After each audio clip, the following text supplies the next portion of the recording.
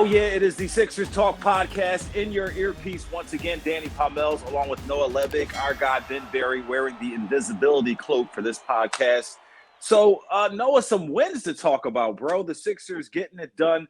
I want to start with the very end of their most recent victory, a OTW against the Hornets. Joel Embiid went off and really carrying over from the second half he had against the Hawks into this game against the Hornets, and who they'll see again on Wednesday. But Joel Embiid, we'll get to Ben Simmons and the latest on him. We'll discuss Tyrese Maxey missing his first game this season as well. But Joel Embiid, Noah, after the game to Kate Scott, said, "I am the closer." Because he says it doesn't necessarily make it true, but he has shown that he will carry the load for this team if he can, when need be, at all costs, however you want to put that. And we saw here in this game against Atlanta, he came down and hit the go-ahead bucket to give them the victory, 98-96, and we saw him going virtuoso, the efficient Embiid we had seen last season here against this Charlotte Hornets team, a depleted Charlotte Hornets team that didn't have a lot of their key players. But is he the closer? We talk so much about this closer role and everything, and we talked about, some of the way these plays have been run at the end of regulation, players catching the ball so far away from the basket in close games. Are you accepting Joel Embiid as the closer for this team? Like, do his words ring true to you? I think mostly. I think he's sure not a bad closer to have. And out of all the options on the team, he is most definitely the best one, especially since Tobias Harris, at least early on, has failed to replicate some of his fourth quarter success that we saw last season. And look, on a night where he scores 43 points on 20 field goals, absolutely, he's the one who should be touching the ball on every single possession that matters late in that game. And he was just tremendous last night across the board. Obviously, 43 points, 15 rebounds, 7 assists, all those numbers stand out. But I thought even the defensive effort on a night where the Sixers were frankly poor on that end of the floor was quite good. There were a lot of possessions where you saw him going out to the perimeter and then, hustling back, to protect the paint and just really giving exemplary effort, I thought, defensively. But as far as this discussion of who should be the Sixers guy late in games, I think he's the no-brainer answer. And I think ideally, the Sixers will get into a world where there's more options there, and perhaps Joel Embiid does not have to carry such a large load. But he's done it extraordinarily well these last two games. Sixers are feeling good about themselves. They've won multiple games in a row here for the first time since I believe it was October 28th through November 6th. And Joel Embiid is most definitely the one they should be thanking for that winning streak. A lot of ways we can go with this. I'll just throw some numbers at you guys. Joel, 14 straight points against the Hornets. Like we said, if you didn't watch the game, he had it going on. He was cooking the Hornets in various ways, as Noah mentioned. The numbers, Noah threw out 43, 15, and 7, 15 of 20 from the floor, 3 turnovers for Joel. In that much volume and touches is extremely encouraging. And I want to mention he and Tobias Harris really set the tone in that third quarter against the Hornets, 26 of the team's 28 points. Now, Joel Embiid got ferociously double-teamed in this Charlotte game, and that was part of, someone else is trying to beat us except Joel. It didn't work out because Joel still got his and buckets and a lot of buckets, in fact. But it was something that I rewatched the Hawks broadcast, the national broadcast, the ESPN broadcast, just to see, if there's anything I could glean from there. And Cassidy Hubbard, was doing the sideline reporting, and she referenced the conversation she had with Embiid a few times. And one of the things that he said to her is, I know it looks that way, but I'm not a post player. And when you look at the way Joel plays, he's not a post player because of the way he gets his on the outside from 15 feet out. It's like he almost would prefer to start getting his jump shot clicking even before he establishes himself inside. Now, I mentioned briefly about the fact that the team had a few possessions, the Timberwolves game, the Celtics game, this game last night when they had a chance to before OT to try to win it, that the player that they run this last second play for often has to catch the ball so far away from the basket. So if Joel isn't a post player and he's willing to catch the ball so far out, I don't know if that gives the team the best opportunity to win late in games when him being in the middle or closer to the basket, particularly if it's a 1 point or 2 point game, is what's going to benefit the team more than him playing on the outside. So I'm a little frustrated by the balance between him living on the outside and not establishing himself inside, Noah. So I kind of part of the reason why I bring this up. So I'm trying to get you to talk me out of being frustrated because, efficient nights like last night, 10 to 15 from the floor, you take that every night, regardless of where he's shooting from. And when the jumper's working, it's working. But I think the balance is still not quite there. Am I wrong there? For Joel Embiid, a lot of it I think is dependent on just the mid-range shooting, which had dropped off. Should we accept that? Should we just absorb that as it is? Like, I guess it's who he is at this point, or what he's become. No, I mean, I think even Embiid has recognized the past few games that post ops that start 18 to 20 feet from the basket just aren't good enough when he is strong enough and he is physically capable often to seal defenders near the paint. I mean, last night was an extreme example because, as you mentioned, Charlotte was so shorthanded without its typical starting center in Mason Plumlee, and so Embiid is going up most of the night against a 6'7" guy in PJ Washington. But I did think it was very positive that we saw quite a few baskets that he got just by doing his work before even catching the ball. And so when he catches it, he's in or near the paint. And if Charlotte tries to send a double team, it's not going to be especially effective because Embiid's already won. He missed a lot of those post-ups against the Hawks, too, in the first half.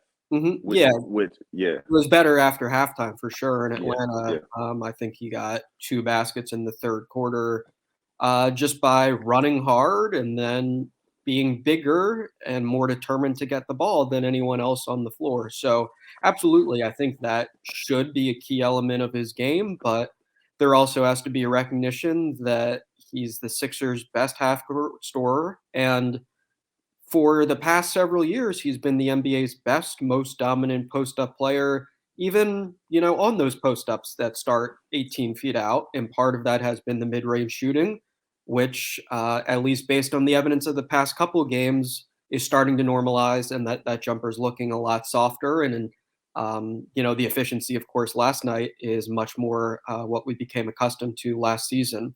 I think there's a whole separate discussion, perhaps, about the late game offense. And I think you're spot on that it's not good to see so many of these possessions starting so far out. But it is difficult, when there's a lot of physicality from opposing defenses and you have to try to work around that.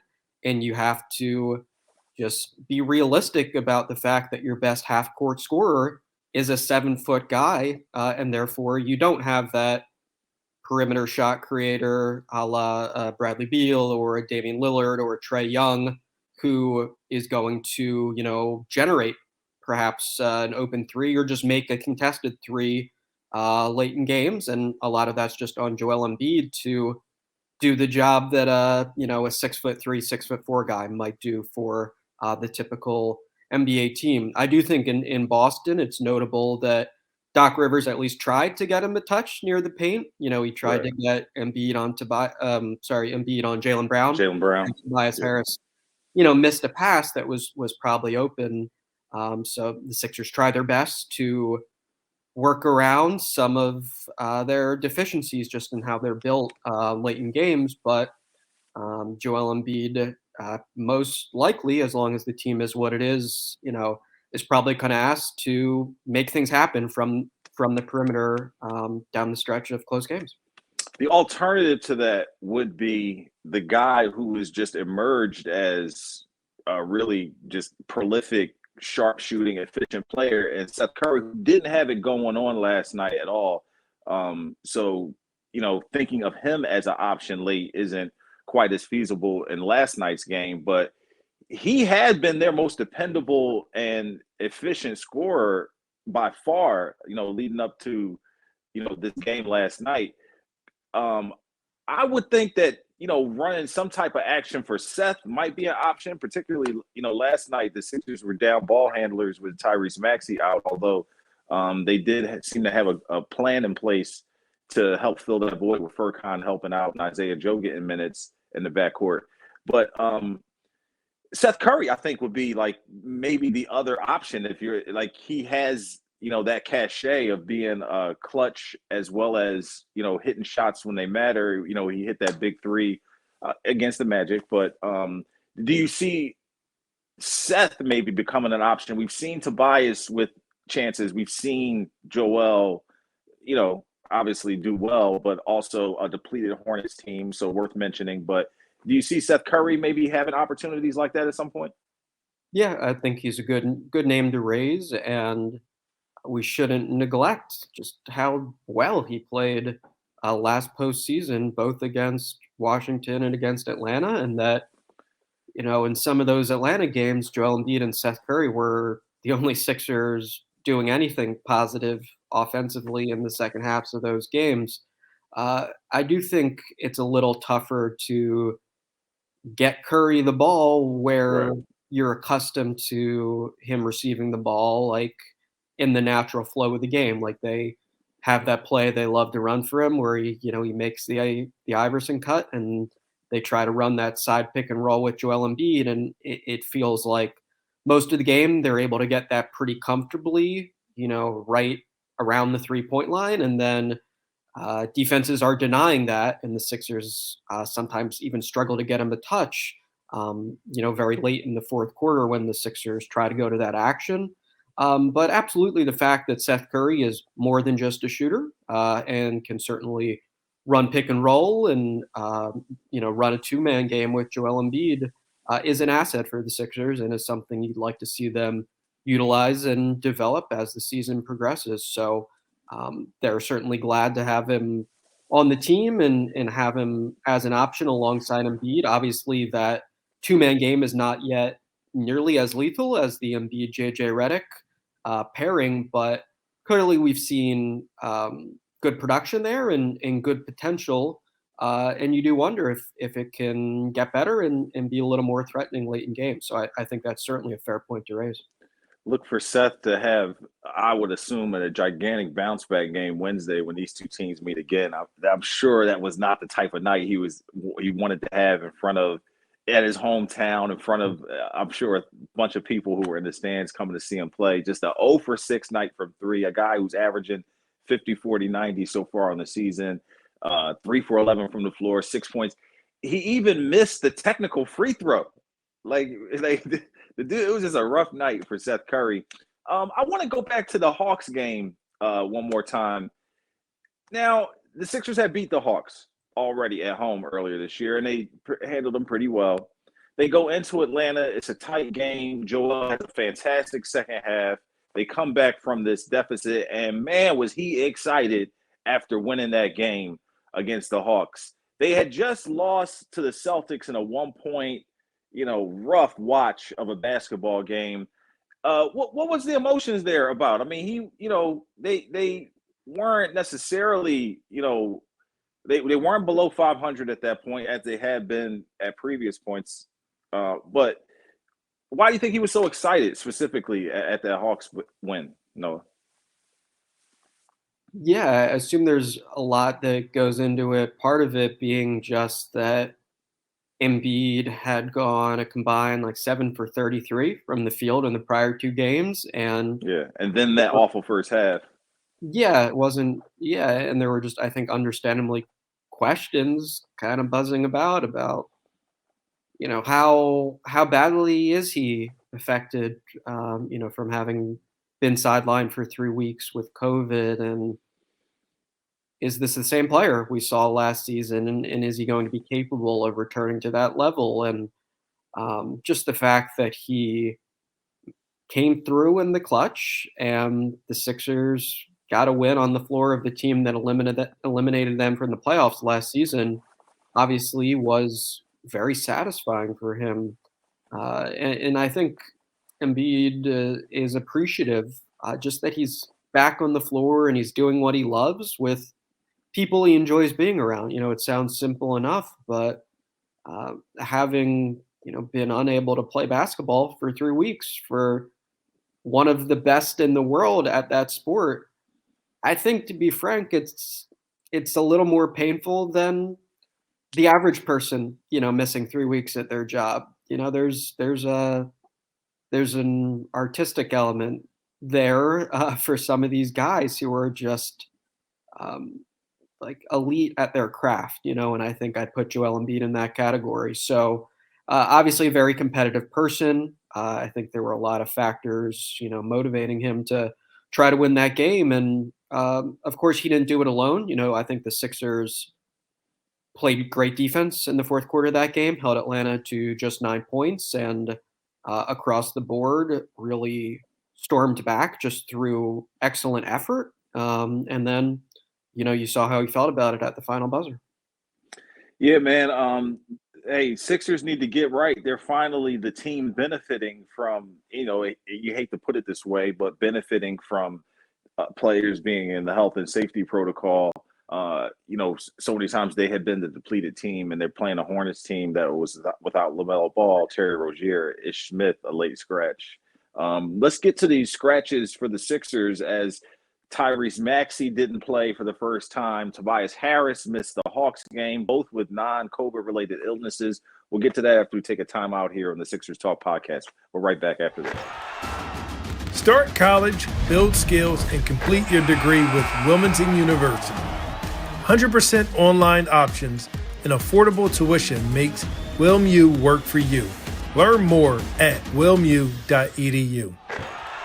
Hey, Noah, we didn't get to see Tobias Harris against the Atlanta Hawks. He comes back, and him and Joel Embiid were sickening in that third quarter, particularly Tobias with those back-to-back threes at the top of the key. You always, you mentioned artists, these guys being artists. There's a poetry to the game, and I'm very partial to lefty jump shots. I just think they look really sweet. But Tobias in the catch and shoot situation, like his whole frame and the shoulders and everything is just squared up to the basket. It just looks pretty sometimes. And those 2 threes were just nothing but the bottom of the net, and just part of a good night for him, particularly coming off of missing the Hawks game with a non-COVID related illness, and then coming back and showing out like he did, like I said, particularly in that third quarter. Tobias was pushed off his mark, like you said, by Al Horford in the Celtics game. And Coach Jim Lynam, that I mentioned in the last podcast with Ben, he said after the game, it is pretty much like he would have told Tobias, just get it to Joel. I don't care if you got to throw it straight up in the air to get it to him. Like, he's the guy, like, just get him the ball, like, throw it up, Joel, go get it. Like, and that's what he would have told. That's what he would say in relation to like Charles Barkley, to getting him the ball, like, just get it to Charles, throw it in the air, he'll go get it, type of thing. And to see Tobias come back off of that and bounce back against Charlotte is encouraging. But they didn't have Tyrese Maxey, so we're kind of going to get into both of those guys and the experience of not having Maxey, of having Tobias, and vice versa. What did you see from Tobias specifically in this game against the Hornets? And that third quarter is a great place to start. I thought he wasn't too good outside of the third quarter, but deserves praise for playing well at a point where the team needed to.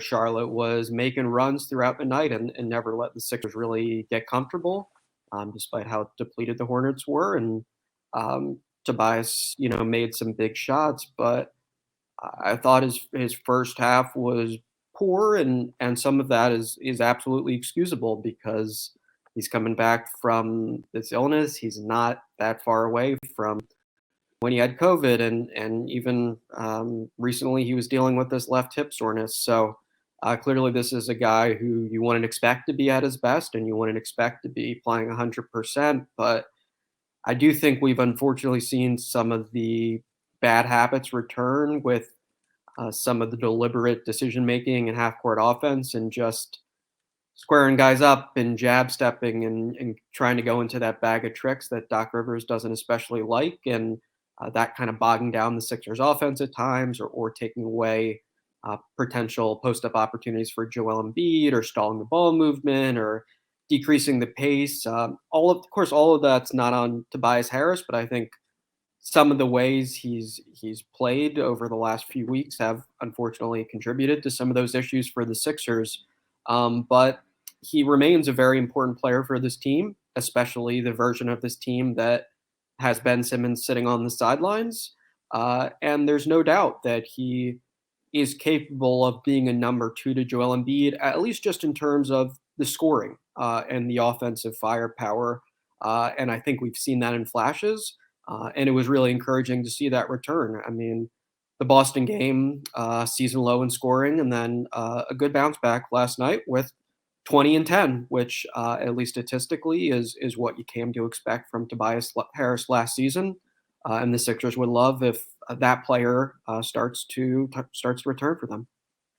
Yeah, 41 minutes of action. Definitely, we see these guys come back from COVID. There's been no restrictions on the amount of time that they've been on the floor.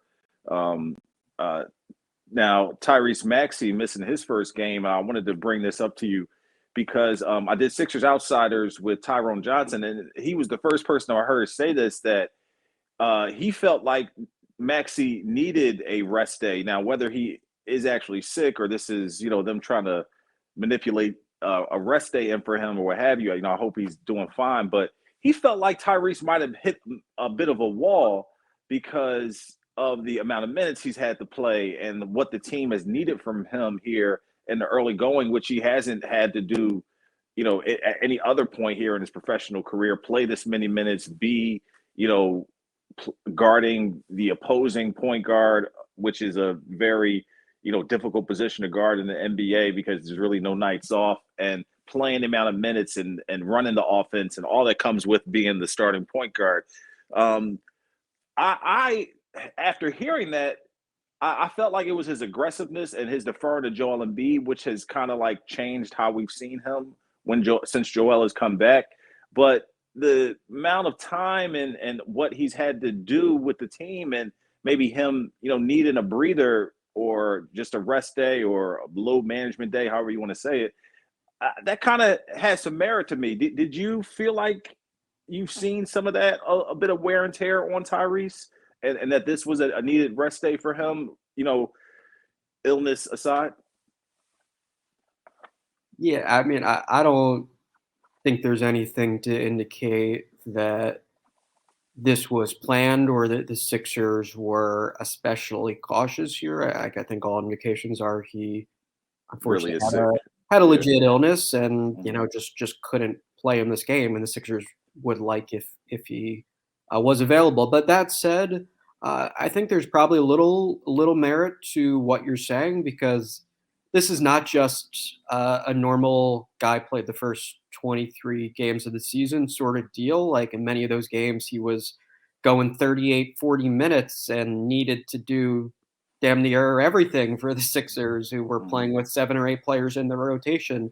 And that takes a toll on you. And I mean, as far as like what I've seen from him on the film, I think there's been a little just bad luck with, some of the floaters and tough finishes. Shots that normally fall. Yeah.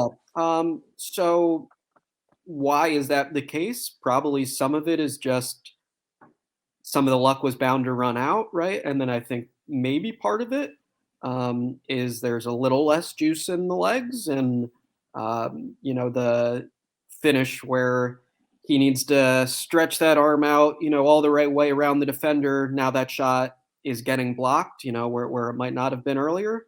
But that's, I think, a little bit of speculation, but it's also fair to think that might be a little bit of what's been happening, just because that minutes toll on him was exceptional. He was playing in really unusual circumstances, and he's a guy who doesn't take plays off too. Like, he gives really good effort throughout the duration of the game. So he's young.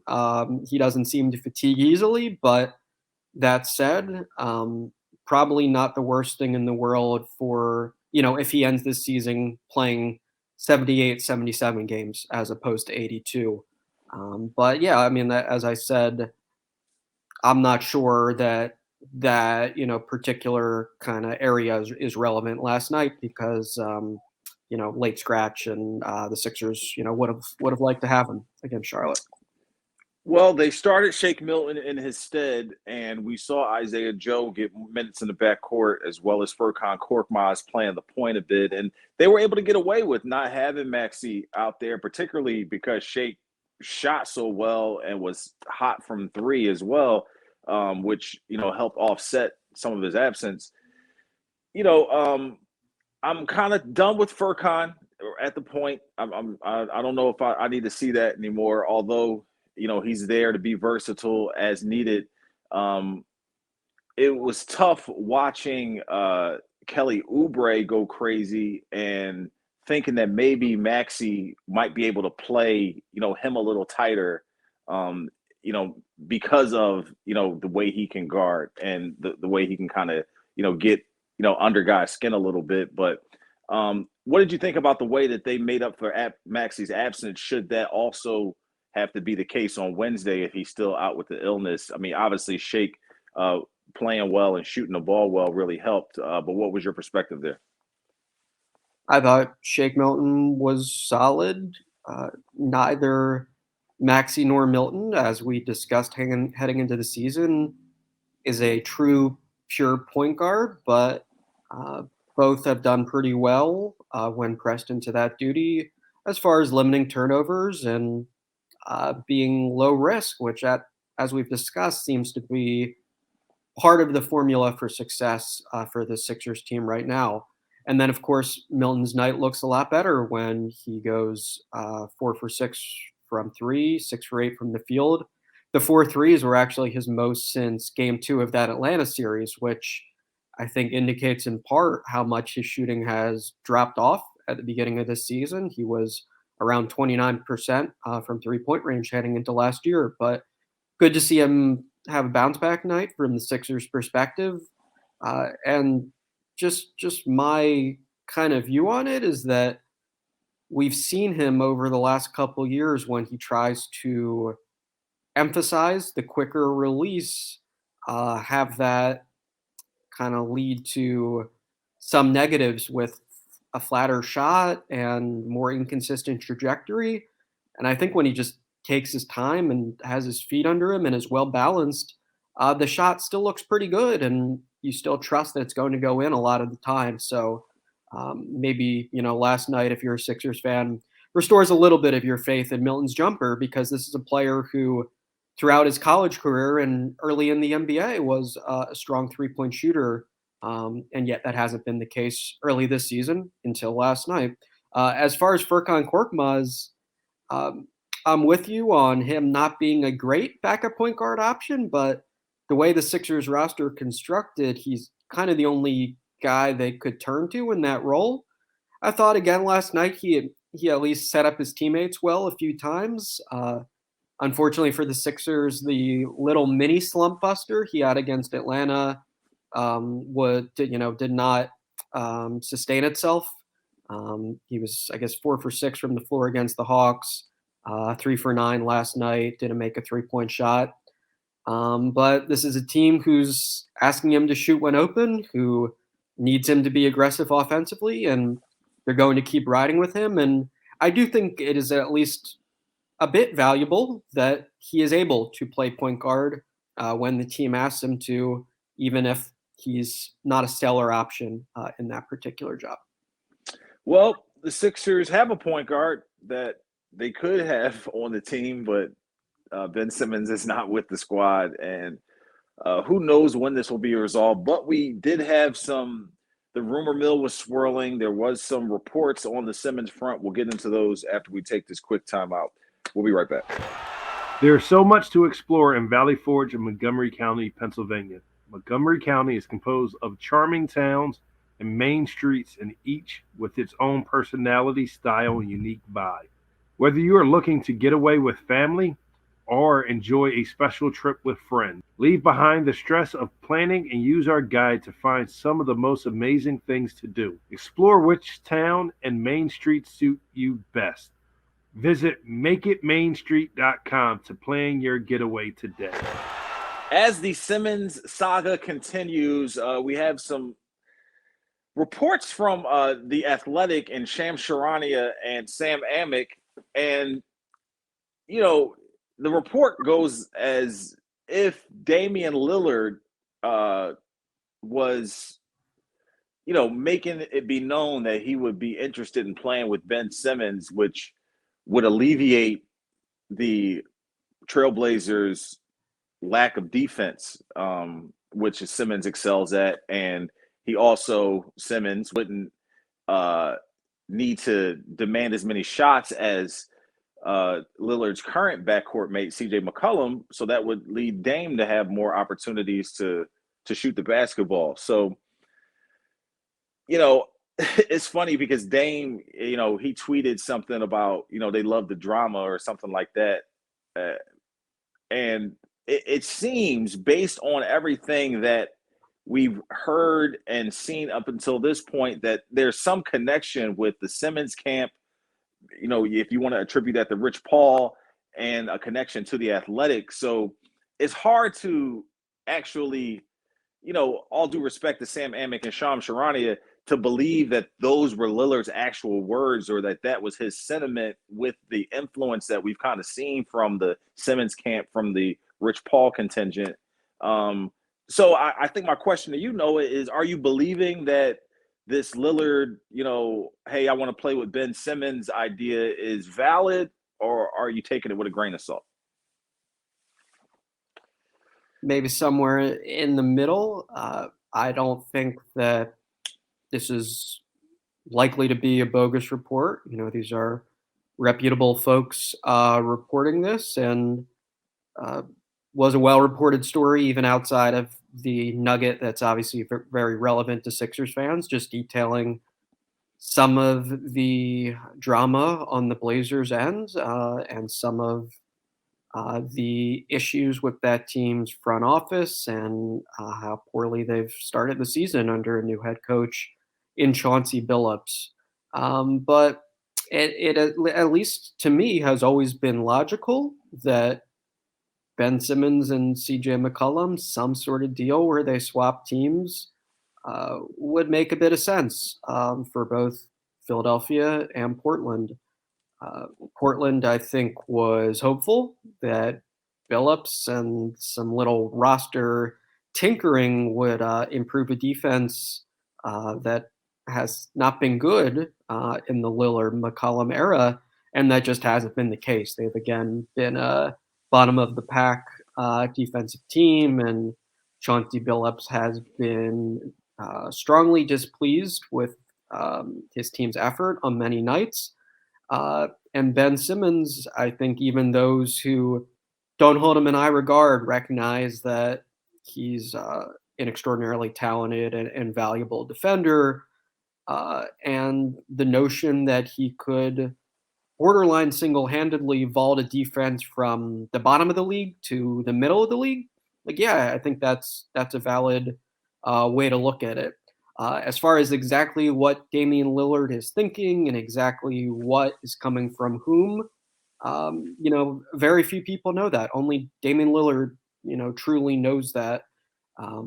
I think there's been a ton of smoke here, and so it is reasonable to, you know, draw the conclusion that he's not happy with the state of affairs in Portland. And why would he be? I mean, this is a team that's again below 500. that's in serious disarray, and the path to championship contention looks very far away with the current version of the roster. So Ben Simmons is the biggest, name out there in the trade market right now, who everyone knows is on the trade market. And therefore, it's not so ludicrous to me to think that another star player would be drawn to the idea of having Simmons on his team. But tough to know all the behind the scenes details again, unless you are Damian Lillard himself. But a McCollum Simmons swap, I mean, I think we were talking about that many months ago. So to see it resurface as something that has reportedly been discussed in some form or another with these teams is not a surprise. If McCollum and Simmons are the principals in a trade, I've always been a little leery about trading a 25-year-old Ben Simmons for a 30-year-old guard or a guard over 30, because I feel like, you would want the 25-year-old stalwart more than a guy who maybe is on the, other side of their career. But are you still sold on McCollum being an upgrade that will put the Sixers over the top if they were to acquire him for Ben Simmons as a principal, as a starter, and what the Sixers currently have? Maybe Robert Covington is included, or some other ancillary players on the Sixers, or what have you. But are you sold that McCollum is the fix for this team, or are you more or less at the stage now where it's just like try to get as much value as you can for Simmons? To the first question, no, I'm not sold. 30 years old, has never made an all-star game, has $69 million on the contract over the next 2 seasons, and is not, to me, on the surface, a difference-making player. I think he's a player that would have the potential to make the Sixers better in certain ways, specifically with some of the late game issues that we were discussing. Won't make them better defensively. We know that. In all likelihood, no. And already, this team has this small, defensively vulnerable backcourt in Tyrese Maxey and Seth Curry, and yes, CJ McCollum would not help on that front. But someone who could and has played backup point guard, which I think is kind of an under the radar quality he would bring to the table. Low turnover guy who can get his own shot, makes threes at a high clip, right around 40% over the last 6 seasons, right around 20 points per game. So he's a legit offensive threat, and the Sixers could use one of those, and that would be nice. But does he vault this team from these second round disappointing exits to championship contention single-handedly? No. I think there are a few players who would do that. Damian Lillard himself is one where it's much easier to make a case that he would be a bona fide difference maker. Of course, CJ McCollum's not in that same class. I don't think that's a controversial opinion, but some of the little details here are pretty important. What else would the Sixers be getting in addition to CJ McCollum? It was mentioned specifically in this report that Nasir Little and Anthony Simons were, mentioned. Intriguing young players there. What picks might the Sixers get? How valuable would those picks be? And maybe being able to turn those into something down the line. All those questions are relevant. But if we're looking at McCollum in isolation, like some of what he would bring to the table, do I think he checks off difference maker decisively? No, I don't think that. Well, the Sixers continue to play this cat and mouse game with Ben Simmons, and there was speculation that this thing could get resolved before the trade deadline. It seems like the trade deadline is going to be the ultimate measuring stick of if this happens this year. But it's tough to stomach the fact that you could be wasting another year of Embiid's prime without getting him the proper help in order to maximize, him being at his best and, getting this team over the hump into the promised land and possibly to a championship. So Sixers fans just don't have to continue to wait. Just waiting is patience. Are Sixers fans patient, Noah? I'd venture that Sixers fans are very patient in some ways. We seemed really thirsty earlier in the off season. The team is not quite, in the Flyers category as far as how long since they've won a championship. But hey, it's been 38 years now, 1983. Many fans, not only sat through, but downright enjoyed the process years. So a lot of patience in some ways in this fan base. But that said, I think many fans demand and expect results and effort. And I'm sure there's some frustration with the current state of affairs, and I get that. Hey, he is Noah Levick. I'm Danny Pommells. We appreciate you listening to the Sixers Talk podcast. For our esteemed producer, Ben Berry, we're brought to you by Wilmington University. WilMU works. Thanks for listening. We will see you next time. Wednesday against Charlotte is the next game. And we will – and then back-to-back on Thursday against Utah. So we'll likely rejoin you either Sunday or Monday with a new podcast. But enjoy your week, and we'll see you next time.